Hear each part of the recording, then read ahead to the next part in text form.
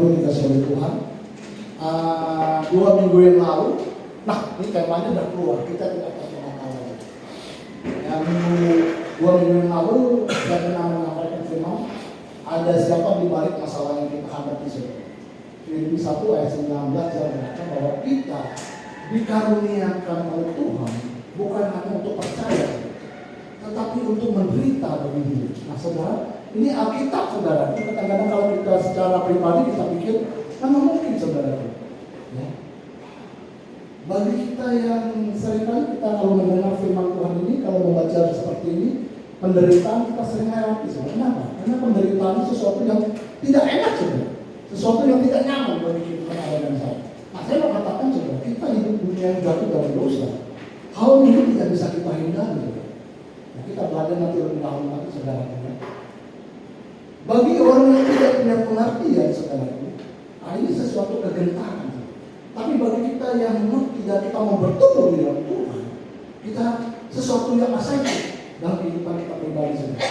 Dan hari ini bisa bersaksi bagaimana 20 tahun yang lalu sampai hari ini saya ikut Tuhan saudara. Berbagai macam rintangan, masalah, cobaan dan kesengsaraan, dan saya tidak bisa melewati hari ini semua kenapa? Karena kemenangan itu udah ada di diri dan saya. Amin. Saya katakan tadi bahwa kemenangan itu saudara, setelah berdua sudah absolut.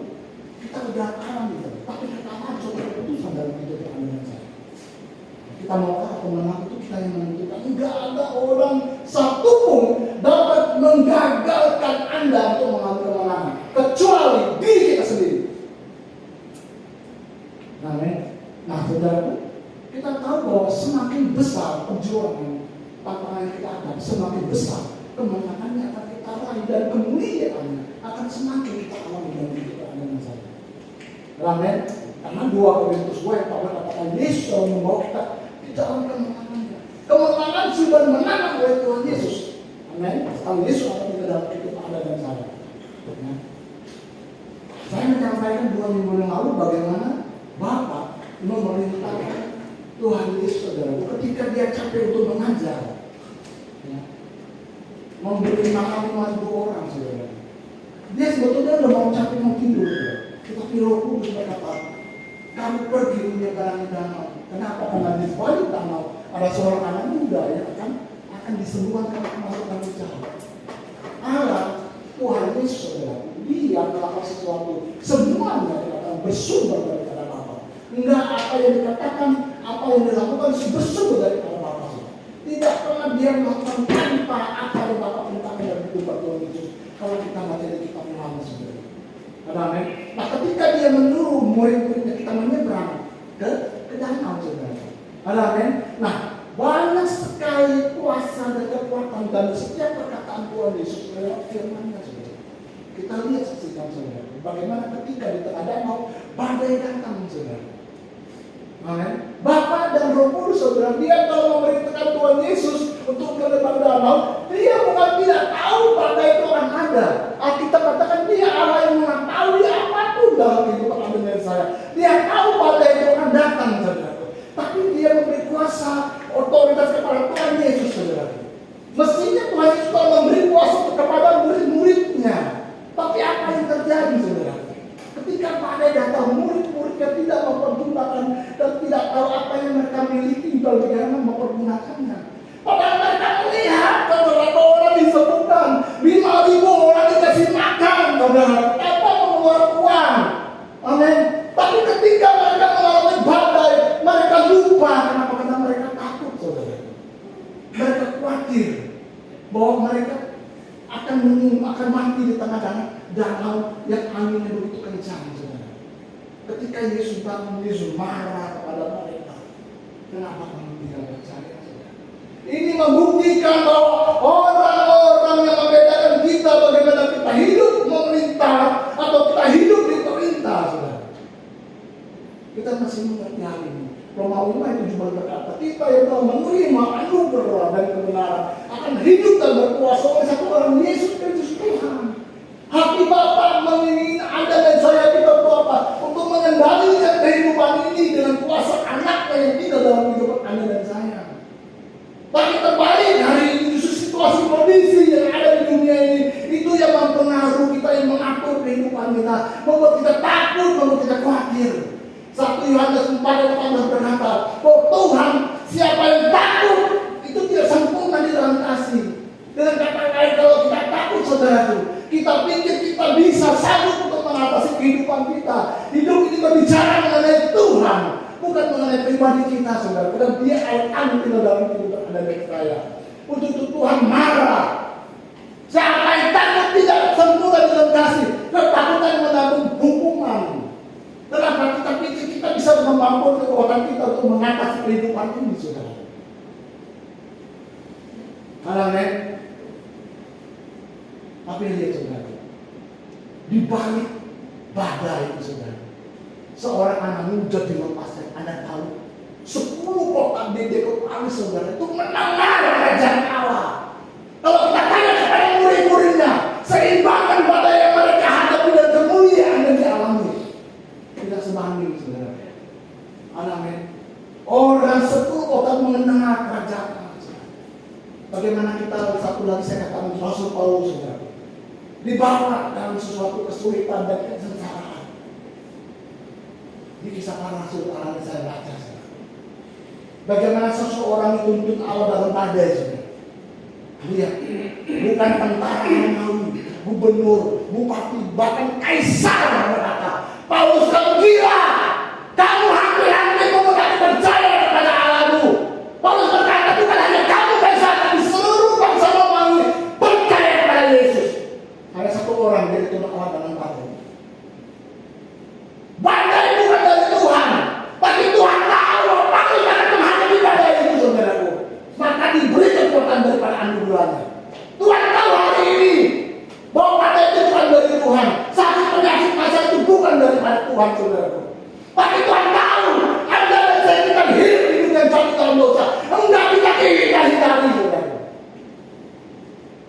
Amin. Maka Bapak kata seperti dia kita akan pernah membawa satu badai tanpa memberi kita kekuatan kita untuk kita menghadapinya. Filipi 4 ayat 13. Amin. Bahwa Allah itu segala perkara bertang bersama dengan dia, karena dia memberi kekuatan, saudara. Kita sering berdoa, Tuhan beri aku kekuatan, Tuhan. Tapi kita hari ini kita ada setiap masalah yang kita hadapi, bukan itu kekuatan Tuhan ada dalam hidup Anda dan saya. Kita, Tuhan, aku minta kasih-Mu. Orang itu hadir, orang untuk kita tolong, orang untuk kita bantu. Itu bukan Tuhan yang akan kasihnya kepada Anda dan saya. Cuma kita jangan, kita selalu memikirkan diri kita sendiri. Cuma Anda perhatikan dalam hidup Anda, ketika ada orang yang kalian tolong, itulah kalau kita lakukan, kita lihat kasih Tuhan, air mata kita bisa keluar. Bahkan kalau kita memberi daripada kekurangan kita. Amin. Wow, kalau kita menyadari hari ini sekarang. Nah, hari ini saya mau bilang, kita tidak akan pernah kalah. Kita waktu dari saudara ya. Sorry. Saya belum buka.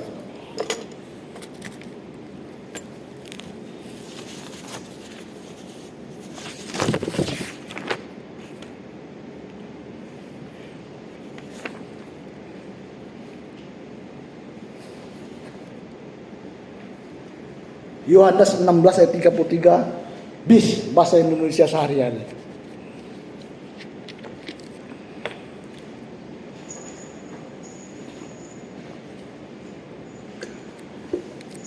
Anda suka tidak suka, Anda senang tidak senang, Anda mau nggak mau, bukan orang kaya, bukan orang miskin, bukan orang tua, bukan anak-anak, bayi sekalipun, kita hidup di dunia akan mengalami namanya kesengsaraan. Saya katakan kepada Anda dan saya, Yohanes 16:33 bahasa Indonesia sederhana bis, nggak ada. Itu kalau nggak ada kitab biasa aja.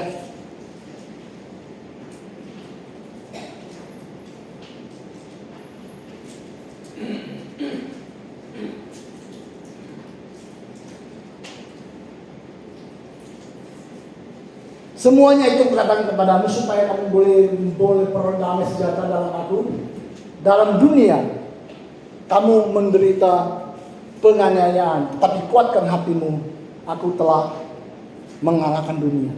Nah saudara, kalau bahasa Indonesia sederhananya dikasih sebenarnya, kamu dan saya, kita akan mengalami penganiayaan, penderitaan dan kesengsaraan. Itu nggak bisa kita elak, saudara. Amin. Kemudian Rasul Paulus menulis di kisah para Rasul 14 ayat 22.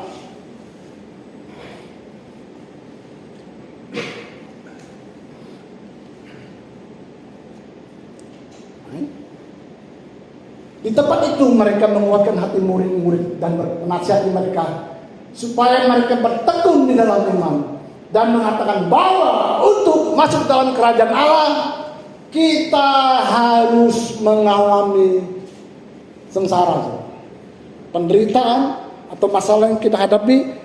Rasul Paulus berkata kepada jemaat-jemaat di Efesus, saudara, di kisah para rasul. Kemudian Rasul Paulus juga meneguhkan kita di 1 Tesalonika 3 ayat 3.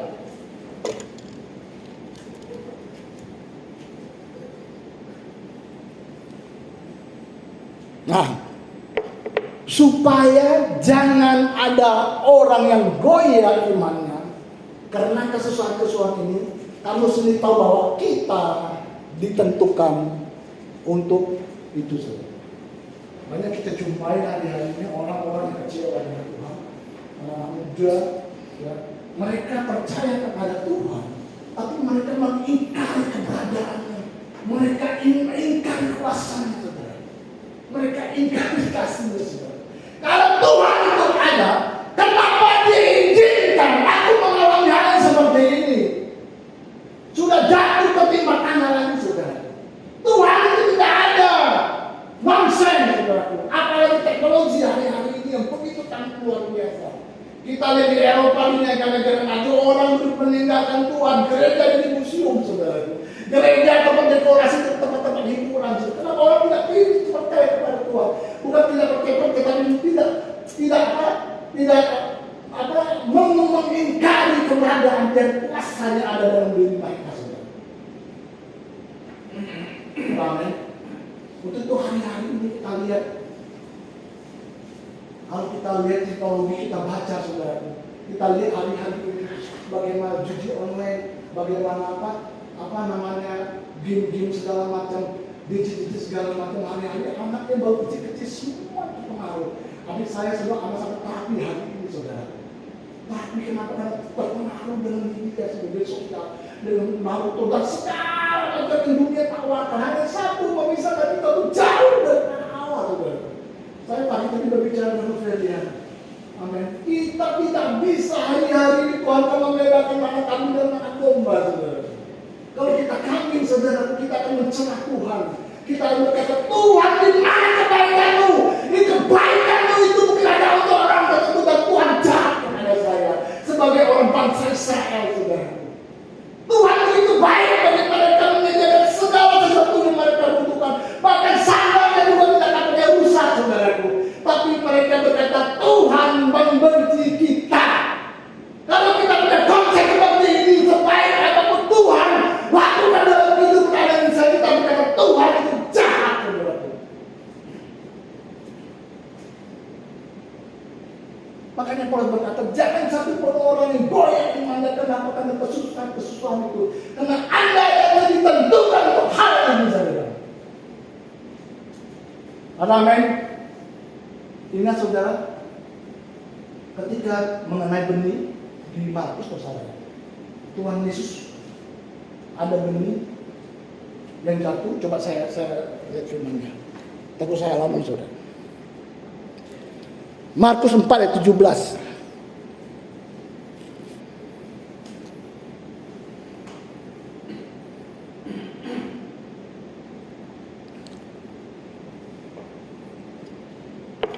Tetapi mereka tidak berakal dan tahan sebentar saja. Apabila kemudian penindasan atau penganiayaan karena firman itu, mereka segera murtad. Saudara, saya waktu sebelum kenal Tuhan, orang berbicara kepada saya seperti ini. Kalau kamu ikut Tuhan Yesus, tenang aja. Kamu tidak akan mengalami masalah. Usaha kamu diberkati. Kamu lihat tuh, orang-orang Kristen semuanya mobil-mobil baru, mobil-mobil yang ada di sana. Saya orang yang penguasa hidup kegelapan. Saya cari kekayaan saudara. Saya berpikir, waduh, ini dukun nggak usah bayar. Saya ke dukun saya bayar. Nggak perlu bayar, kamu tidak kolektor. Kalau kolektor kamu nggak perlu kasih uang. Mungkin orang pikir kamu sudah transfer ke banknya. Ini nyata saudara, saya alami sendiri. Amin. Nah, orang yang berkata seperti itu saudara, dia tidak mengerti dari kekristenan. Alkitab jelas berkata, ketika kita mulai bergaul dengan firman Tuhan, kita mendaftarkan diri kita kepada yang namanya kesusahan. Ini Tuhan Yesus berbicara. Karena firman itu, mereka mengalami sengsara, mereka mengalami penganiayaan. Oh, kalau begitu aku tidak mau kenal Tuhan. Salah, saudara. Ada kabar baik di sana luar biasa, saudaraku. Apa kabar baiknya? Bahwa Anda dan saya, kita tidak akan pernah kalah. Kita tidak akan pernah kalah dalam satu pertempuran pun. Tidak ada satu pun kita kalah, saudaraku. Melalui Roh Kudus yang berdiam diri kita dan anugerah Allah yang tiada bandingnya, kita memiliki kuasa dan otoritas atas setiap masalah yang kita hadapi, saudara. Amin. Mestinya mereka tulis ketika badai datang, dia berdiri di depan. Hai badai, kau tidak akan bisa membunuh kami. Kenapa? Karena Yesus berkata kami menyeberang. Sekarang kamu pergi. Amin. Seringkali ketika berhadap juga, kita takut, kita menghindari masalah. Bahkan kita dari semua jalan yang pendek, jalan yang cepat. Kompromi dengan dunia. Itulah kita sering tahan. Kenapa? Karena Anda dan saya, kita tidak tahu apa yang sudah kita terima, kita berikan bagaimana cara untuk mempergunakannya, saudara. Nah, sekarang saya masuk ke firman-Nya, saudaraku. Ya. Lukas 10 ayat 19.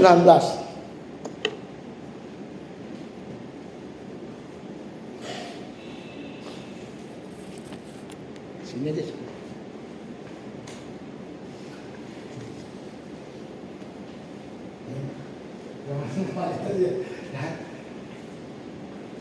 Sesungguhnya aku telah memberikan kuasa kepada kamu. Ini bukan saya ngomong, firman Tuhan, ya. Kuasa kepada untuk menginjak ular dan kalajengking, dan kuasa untuk menahan kekuatan musuh, sehingga tidak ada yang akan membahayakan kamu, saudara. Nah, Tuhan berkata, kalian harus memperhatikan dengan sesama. Sesungguhnya itulah yang Tuhan saudara. Kalian harus memperhatikan secara sesama apa yang Tuhan katakan bahwa Dia telah memberi kuasa kepada Anda dan saya.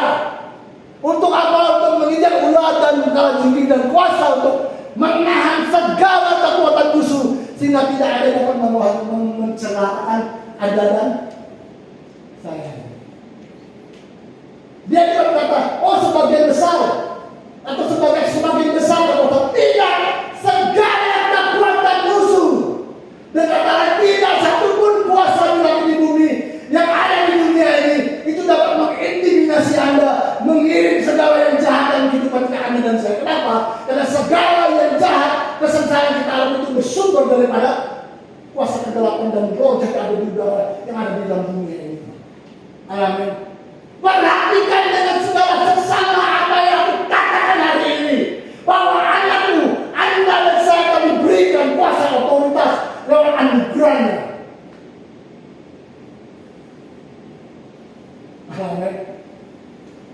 Saya waktu membaca ini bukan segampang. Saya mau bagus kita itu cari setan di mana ada sih. Ini dari tahun itu. Orang masuk ke setan, saudara. Kalau susah dia usir, saya angkat dia, saya bilang, buka matamu. Dia buka mata saya, lihat mata saya. Matanya mana? Mata kecil, saudara.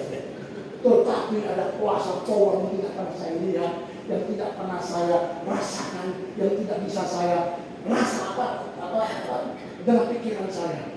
Ketika saya berkata, hei kuasa jahat, keluar saat ini. Orang keluar apa hasil? Kenapa? Bukan dengan luar kuasa Allah. Petrus ketika di gerbang bait Allah, pengemis itu minta uang untuk kebutuhan hidupnya. Tetapi Allah tahu bahwa orang ini bukan butuh uang, bukan butuh makanan, tapi orang ini butuh kesembuhan secara fisik dan kesehatan yang bisa cari uang. Paulus berkata, emas perak tidak kepadaku. Apa yang ada padaku saat ini, aku berikan kepada kamu. Sekarang kamu berjalan. Ini orang yang punya terapi, saudaraku. Nggak perlu dikasih, terapi ya. Tidak, hari ini juga itu orang berjalan, saudara. Kenapa? Karena Paulus sadar, Petrus sadar. Bukan dia. Ada kekuatan yang tidak pernah dipikirkan dalam dia dan dalam hati dia. Di dalam diri dia memampukan dia untuk berkata hal seperti itu. Kenapa?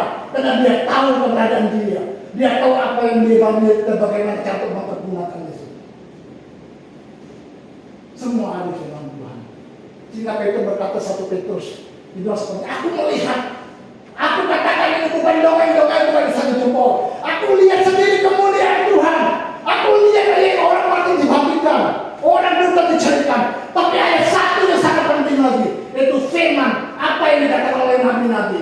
Untuk taatilah firman Tuhan, ajarilah firman Tuhan sebagai fajar timur di atas kemuliaan Tuhan atas hidupmu. Itu firman, semuanya itu firman. Amin.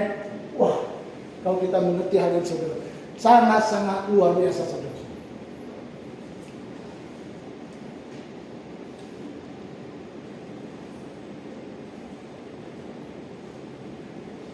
Efesus 1 ayat 19-21. Sama nanti.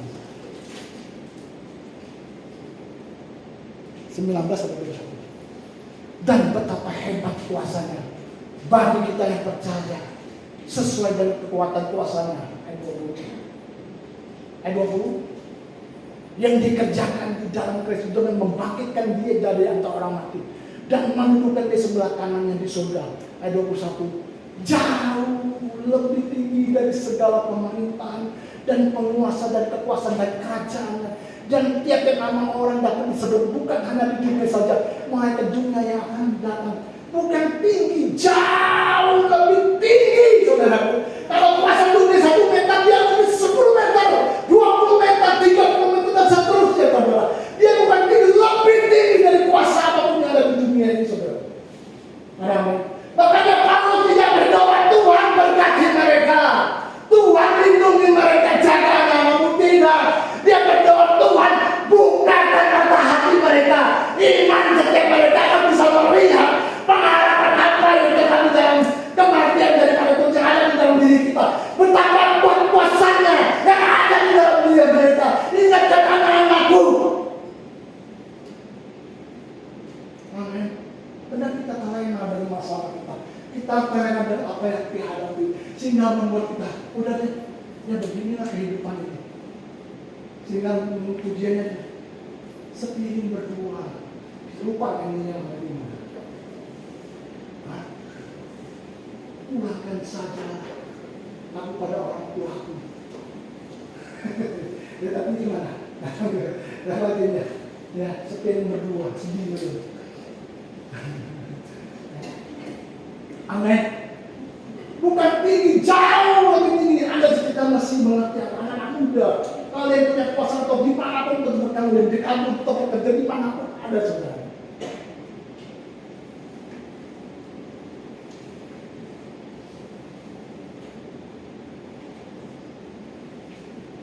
Satu Yohanes 4 ayat 4. Ini lebih keren lagi, saudara. Lebih keren lagi. Waduh, benar-benar luar biasa. Kamu berasal dari Allah, anak-anakku. Wah, kita anak-anak Allah. Dan kamu telah mengalahkan nabi dan palsu itu. Sebab roh yang ada di dalam kamu lebih besar daripada roh yang ada di dalam dunia ini. Wow. Okay. Roh Anda lebih besar daripada kuasa yang ada di dunia ini. Makanya kalau Anda dan saya lewat kuburan atau orang yang kemasukan setan ada ke rumah Tuhan, jangan cari siapa-siapa. Anda adalah orang yang punya kuasa dan otoritas. Anda adalah Roh Kudus yang lebih besar daripada kuasa apapun yang ada di dalam diri ini. Amen. Ya, kita mulai dibukakan. Wow, kalau begitu, wah, saya tinggi. Apa yang Anda hadapi hari ini? Problem apa dan keadaan itu?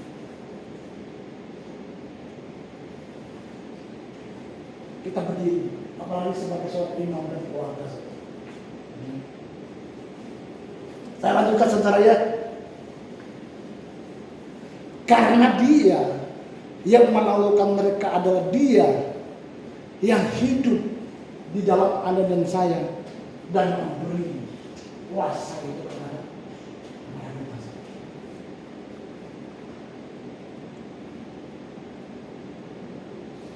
Sehingga Lukas 10 ayat 19 tadi berkata bahwa Yesus berjanji bahwa tidak ada yang akan membahayakan kamu, tidak ada bala kejahatan satupun dapat mencelakakan kita, saudara. 2 Korintus 2 ayat 14. Karena kita ditetapkan untuk tidak untuk kalah dalam pertempuran apapun yang kita hadapi, tapi syukur bagi Allah yang dalam Kristus Yesus selalu membawa kami di jalan kemenangannya dengan perantaraan kami yang menyenangkan keharuman pengenalan akan Dia di mana-mana. Amin. Yesus selalu setia di dalam hidup Anda dan saya.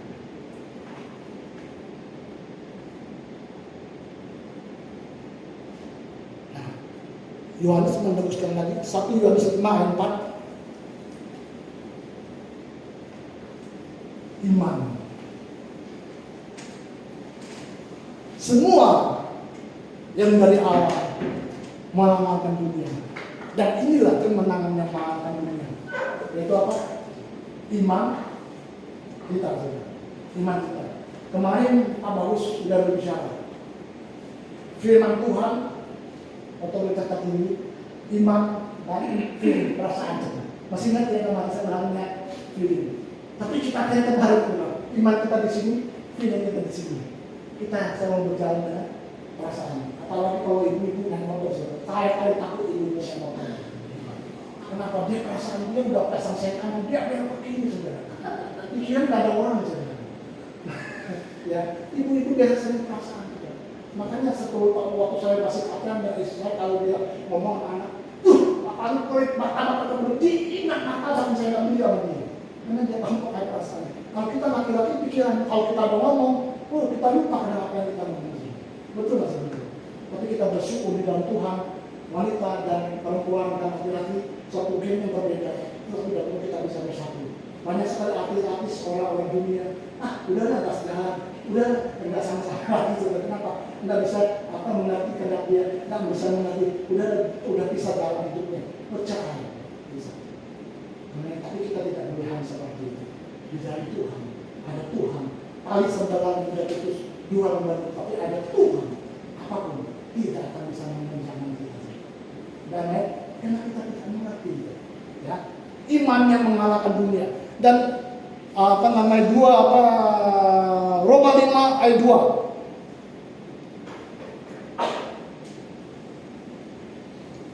Oleh Dia kita juga perlu jalan masuk oleh iman. Kenapa? Untuk kita hidup di dalam anugerah, jalannya itu melalui iman kepada kasih karunia. Di dalam kasih karunia ini kita berdiri dan kita bermegah dalam pengharapan akan menerima kemuliaan.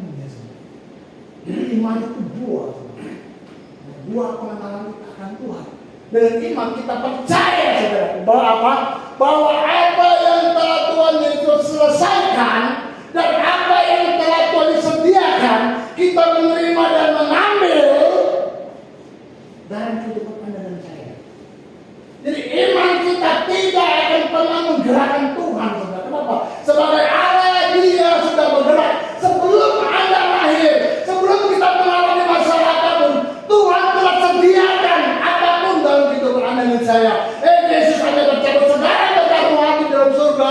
Itu Allah telah berikan kepada Anda dan saya. Bukan setelah kita mati, kita mengalami berkat rohani. Tidak. Semasa kita hidup, segala apapun yang Anda butuhkan dalam kehidupan Anda dan saya, itu telah disediakan di alam roh. Bagaimana itu terjadi dalam fisik kita, itu bukan tergantung daripada Tuhan. Tuhan telah menyediakan. Ketika kita punya iman, kita berkata, bila Yesus menyembuhkan, aku sudah itu menggerakkan iman kita untuk menjangkau apa yang akan kita tarik sehingga terjadi di dalam fisik saya semani dalam kehidupan Anda dan saya. Iman kita seperti pipa. Ketika rumahnya di Jelambar masih kekeringan, ternyata di Wijaya Kusuma kelurahan ada bertonton air mengalir di depan rumah kita. Kita pergi ke bangunan beli pipa, kita colok itu air, kita buka keranjang akan mengalir di rumah kita. Amin. Iman. Kalau kita berkata iman, kita menggerakkan itu salah besar. Karena sebagai Allah, Dia sudah bergerak, Dia menyediakan segala apapun. Iman kita mengambil kasih karunia. Makanya Bapak tahu dengan iman manusia kita akan pernah bisa untuk hidup dalam kasih karunia.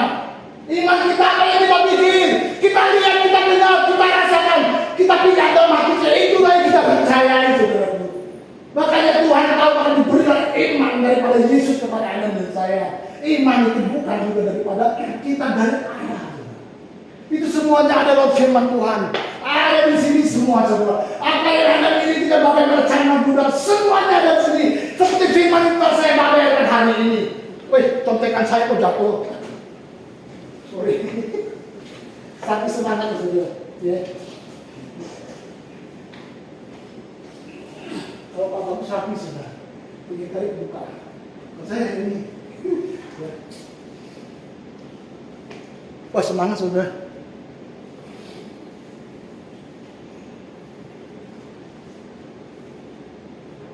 Kisah Para Rasul 20 ayat 32.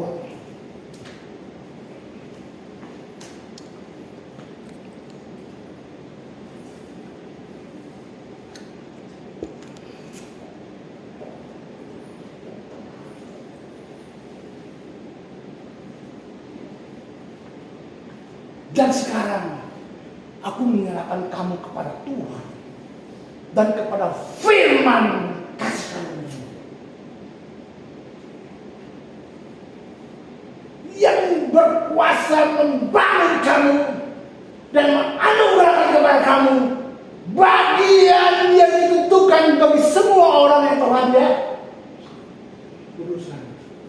Ini sebelum Rasul Paulus berkisah dengan para tua di Efesus, jemaat-jemaat di Efesus mengalami penganiayaan, dia mengalami kesengsaraan baik dari orang-orang Romawi, bahkan di dalam kalangan mereka sendiri sudah. Rasul Paulus tidak berkata, oh ya kita kumpul, hai para pembantu gereja, ini saya datangkan pembicara dari Amerika untuk membicarakan seminar mengenai keuangan, bagaimana mengatasi secara krisis. Tidak, itu tidak dilakukan oleh Rasul Paulus. Hari-hari ini gereja ada pengalaman gelombang segala macam, mau bicara ada seminar segala macam bagaimana menaungi keseharian ini. Tidak, saudara. Tapi dia berkata, Anda tahu, Pak Bagus selalu kirim firman kepada Anda dan saya. PA, sekarang anak muda dibawa keluar. Walaupun kita ada hanya berapa orang sini saudara. Kenapa? Hari-hari anak-anak muda jangan sampai jauh daripada rencana Tuhan. Anak-anak muda hari-hari begitu mereka mengingkari keberadaan Tuhan. Sebagai gembala dia terbeban. Jangan sampai ada jemaat dia yang dapat orang tua untuk pengaruh dengan dia dan tidak lagi begitu luar biasa, saudara. Anak-anak kecil atau orang tua semuanya terlibat dalam judi online, saudara. Katanya 200 triliun judi online itu berpengaruh, merusak mental anak-anak Indonesia. Tidak bisa dihentikan karena itu dari luar negeri, saudara. Betapa bodohnya kita. Nah, hari ini ada lagi yang jenisnya yang luar biasa. Di mana-mana berkilo-kilo bahkan bertonton ditangkap, saudara. Gak bisa selesai hari-hari ini.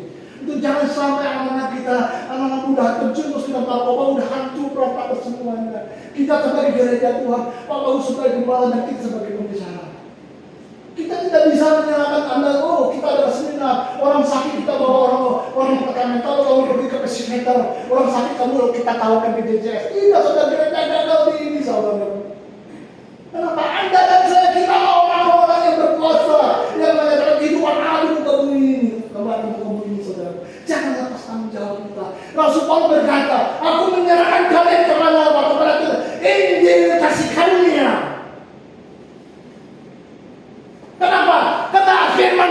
ini saudaraku, yang berkuasa membangun Anda dan saya dan menganugerahkan kepada Anda dan saya bagian.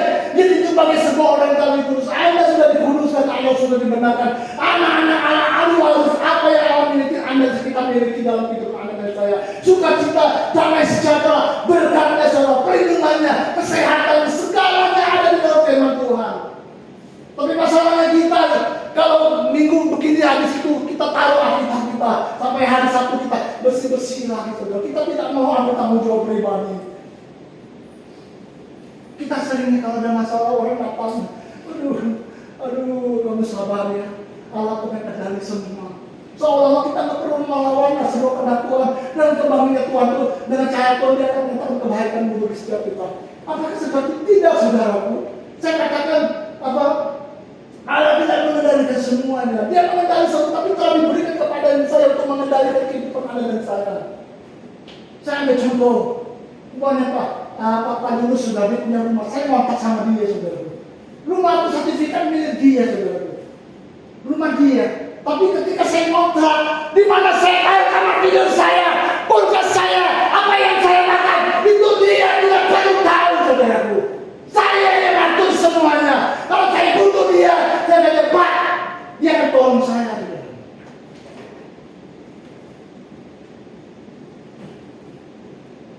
Dia akan berkuasa kepada Anda dan Hawa, berani tujuh peduli dan peduli, berkuasa atas segalanya, saudara.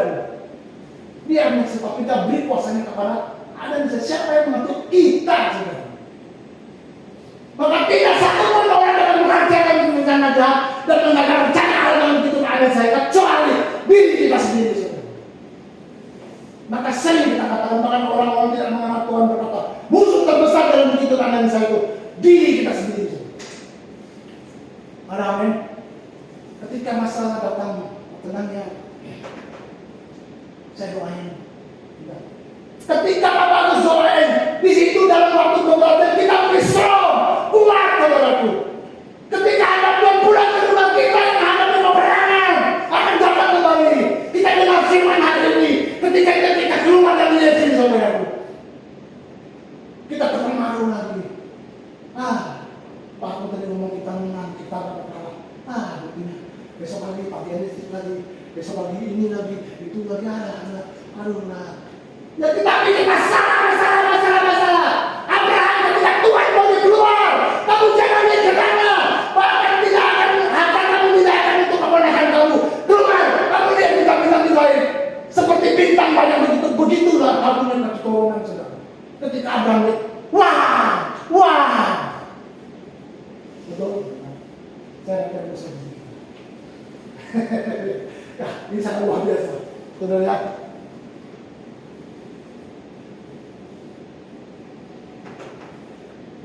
Dikit lagi sudah.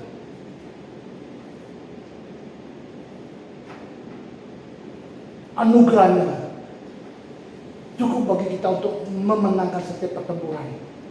2 Korintus 12 ayat 9.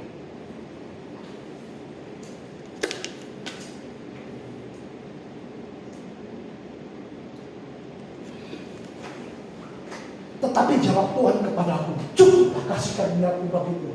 Sebab justru dari kelemahanlah kuasaku menjadi sempurna. Berkata seperti ini.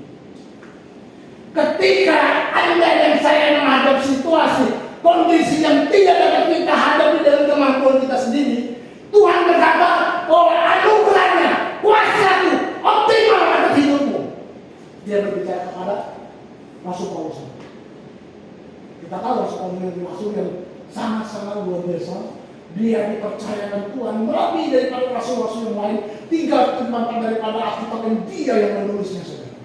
Sehingga di dalam itu membuat dia tidak sombong, sehingga ada duri dan dalam dagingnya. Saya tidak berbicara seperti itu hal yang lain. Banyak orang bicara duri dan daging ini. Secara pribadi saya katakan bahwa ini bukan kelemahan secara fisik, saudara. Ini kelemahan secara kemampuan sebagai manusia.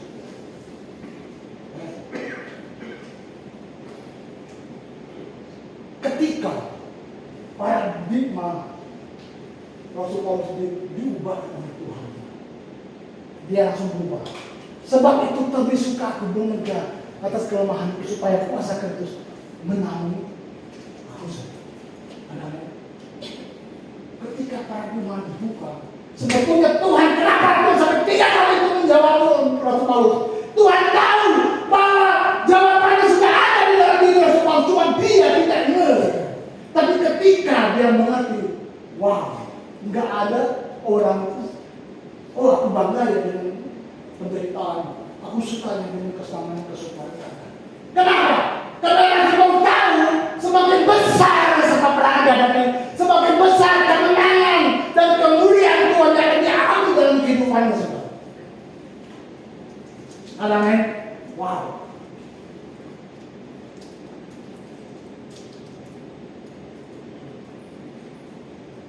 Ketika Rasul Paulus diubahkan paradigmanya, dia menulis lagi di Roma 8 ayat 35 sampai 37.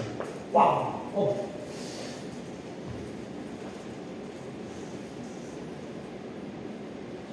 Roma, siapakah yang akan memisahkan kita dari kasih Kristus? Penindasan, atau kesesakan, atau penganiayaan, atau kelaparan, atau pertelanjangan, atau bahaya, atau benar? Apa? Seperti yang ada tertulis, oleh karena engkau kami ada dalam bayangan sepanjang hari, kami yang sebagai domba-domba sembelih, tetapi dari semuanya itu kita lebih daripada orang-orang yang menang oleh Dia yang telah mengasihi. Wah, oleh Dia yang telah mengasihi kita saja.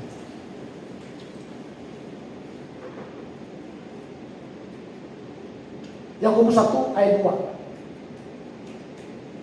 Ini terakhir.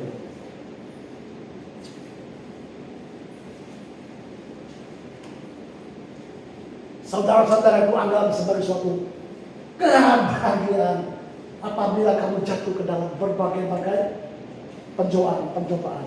Dengan kalau Alkitab dari NLT, saudaraku, diberikan seperti ini.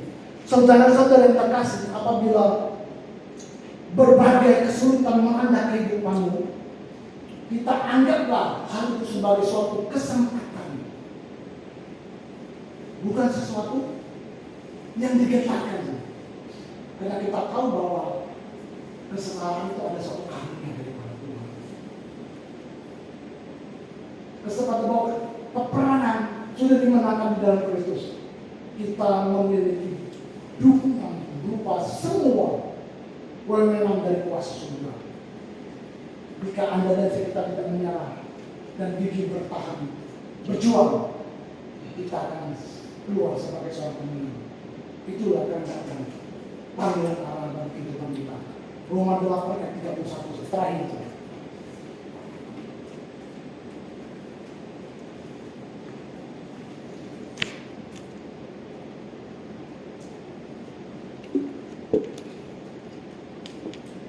Sebab itu saudara, apa yang akan kita katakan tentang sebuah itu?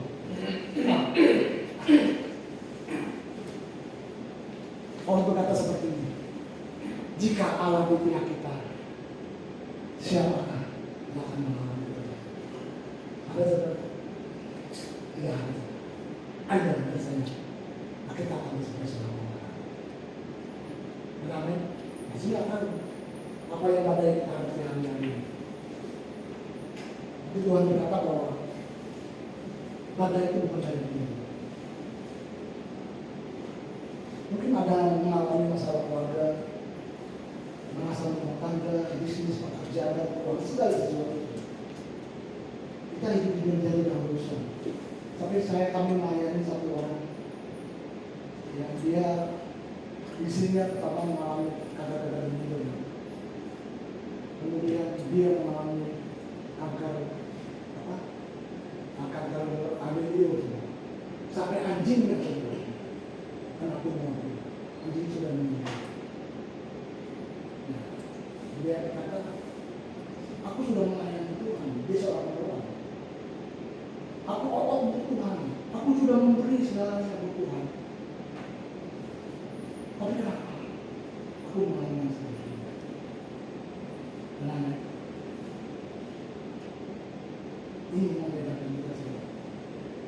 Kalau kita mengerti apa yang saya katakan seperti Tuhan berkata kepada Rasul Paulus, Dia tahu bahwa semua akan mengalami badai sebenarnya dalam kehidupan ini. Maka diberi kekuatan anugerah kepada semua suku menghadapi Mesir. Tapi dia berkata, ketika aku mengalami Tuhan, aku senang dengan kesusahan, aku bahagia dengan kebanggaan dan sengsara yang bahagia. Kenapa? Karena di balik semua itu ada kemuliaan Tuhan yang Tuhan akan datang kepada kita. Amin. Tetap semangat itu. Dan kita akan dapat sesuatu. Ini bukan perkataan, bukan saya atau Pak Bagus, mungkin Anda sendiri alami, bukan sebagai perkataan saja. Tapi secara real dan fakta. Kenapa? Karena firman akan menggantikan kita sendiri.